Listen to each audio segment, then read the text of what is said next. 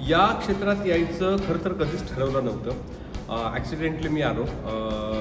म्हणजे मला असं वाटलं की जेव्हा मी शिक्षक म्हणून कोकणामध्ये होतो तेव्हा असं वाटलं की 1 वर्ष आपण जरा अभिनयासाठी देऊन बघूया.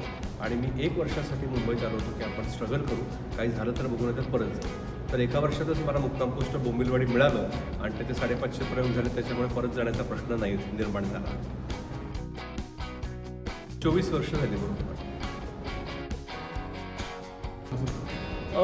नाही रे, ज्या भूमिका चांगल्या आहेत ना, मला ते कुठलंही काम आवडतं.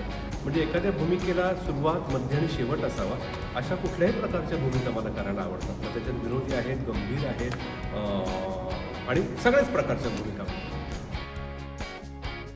₹100. हां, जिथून वैभव मांगले सेलिब्रिटी असं एक काय म्हणतो आपण त्याला स्टेटस निर्माण झालं, ते माझ्या मते फू बाय फू या टी व्हीवरच्या स्टँडअप कॉमेडी किंवा जे काही कॉमेडी शो होतात त्याच्यामुळे झालं. सगळीच रे, किती सांगू तुला, गंभीर पण आहे, विनोदी पण आहे. म्हणजे वाडाची रे बंदीमधला भास्कर असेल किंवा सूर्याची पिल्लेमधला पांडवण्णा असेल, पांडगो इलोरे बैलोमधला तात्या असेल, करून गेलो गावमधला गंपू असेल, खूप आहेत. वरवंटे काका आहे बोंबिलवाडीमधला, ठकीचा बाप आहे रत्नाकर रोडमधला, खूप सारे रोल आहेत. पण ज्या कॅरेक्टर करायला भीती वाटली ना, की प्रिपरेशन आपण ज्याला म्हणतो, की हे कॅरेक्टर करताना रोज प्रिपेअर होऊन जावं लागतं, असं कॅरेक्टर म्हणजे वाडाची रे बंदीमधला भास्कर.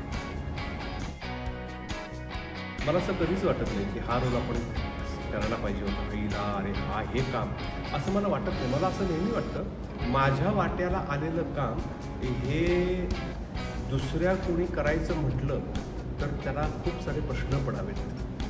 असं काम आपल्याकडनं नेहमी व्हावं असं नाही. मनोज वाजपेयी, चंद्रकांत कुलकर्णी,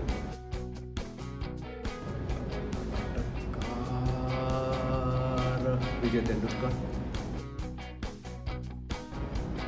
मला बालगंधर्व खूप आवडतो, परेश मुखर्जी.